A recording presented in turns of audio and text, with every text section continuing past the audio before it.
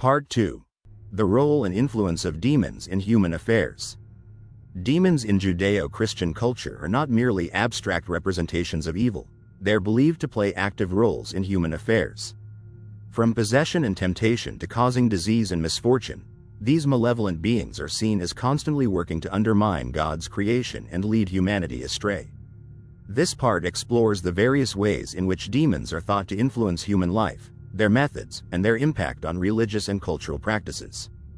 Demonic possession and exorcism. One of the most dramatic and feared manifestations of demonic activity is possession. In cases of possession, a demon is believed to take control of a person's body and mind, leading to extreme physical and psychological symptoms.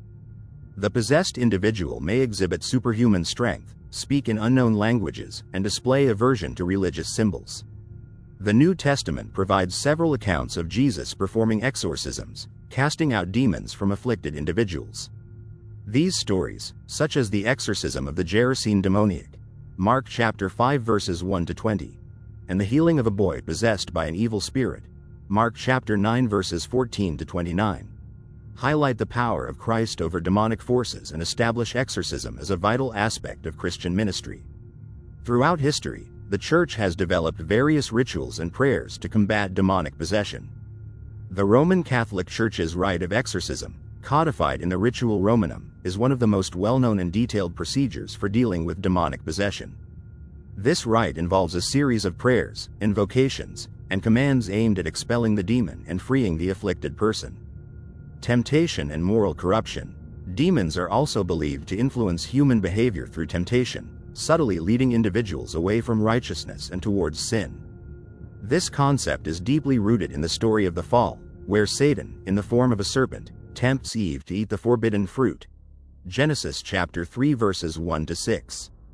This act of disobedience brings sin and death into the world, illustrating the devastating consequences of succumbing to demonic temptation.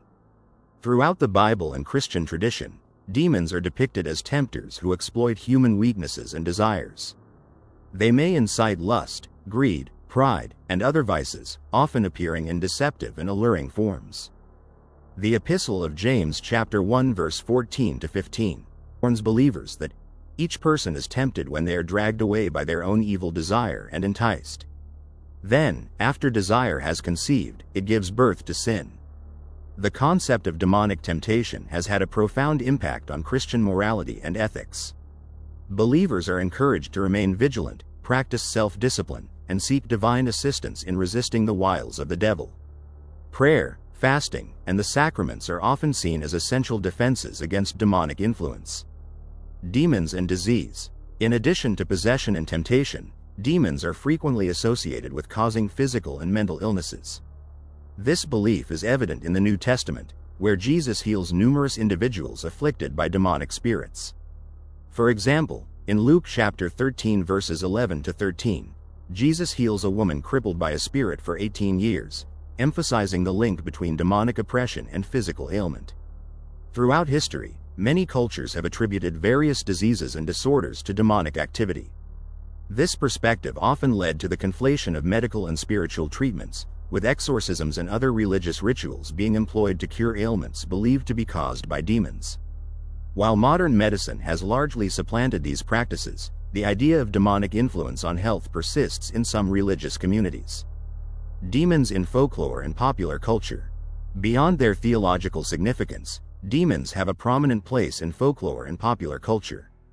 Stories of demonic encounters, hauntings, and curses are common in many societies, reflecting deep-seated fears and moral lessons. These tales often serve to reinforce religious teachings and social norms, warning against the dangers of moral transgression and spiritual neglect. In literature, demons have been a popular subject for centuries. Works like John Milton's Paradise Lost and Goethe's Faust explore the nature of demonic temptation and the struggle between good and evil.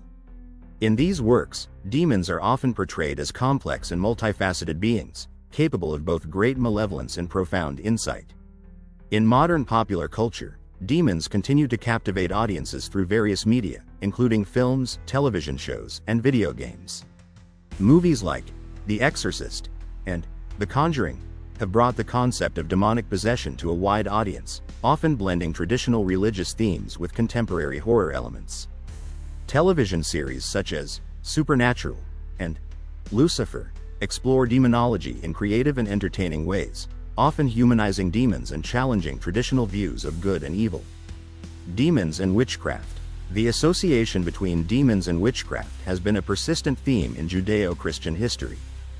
During the witch hunts of the late medieval and early modern periods, individuals accused of practicing witchcraft were often believed to have made pacts with demons. These supposed witches were thought to gain supernatural powers in exchange for their souls, and their activities were seen as direct threats to the social and religious order.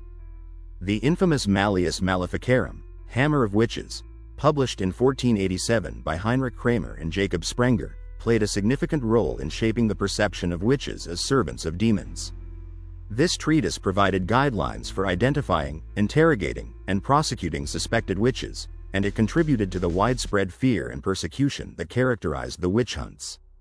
The link between demons and witchcraft has also influenced modern depictions of witches in literature and media. From Shakespeare's Macbeth to the Harry Potter series, the idea of witches consorting with demons and performing dark magic continues to be a popular trope. Demons in art and symbolism. The depiction of demons in art and symbolism has evolved over centuries, reflecting changes in religious beliefs, cultural attitudes, and artistic styles. In medieval and Renaissance art, demons were often portrayed as grotesque and monstrous beings, embodying the horror and repulsion associated with evil. These images served both as warnings against sin and as visual representations of theological concepts. One of the most famous artistic depictions of demons is found in Hieronymus Bosch's triptych, The Garden of Earthly Delights. This work vividly illustrates the torments of hell, populated by a myriad of bizarre and nightmarish demons. Similarly, Dante Alighieri's Divine Comedy, particularly the Inferno section, has inspired countless artistic representations of demons and hell, emphasizing the consequences of sin and the justice of divine punishment.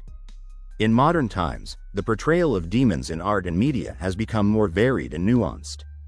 While traditional images of demonic horror persist, there are also depictions that explore the psychological and existential aspects of evil.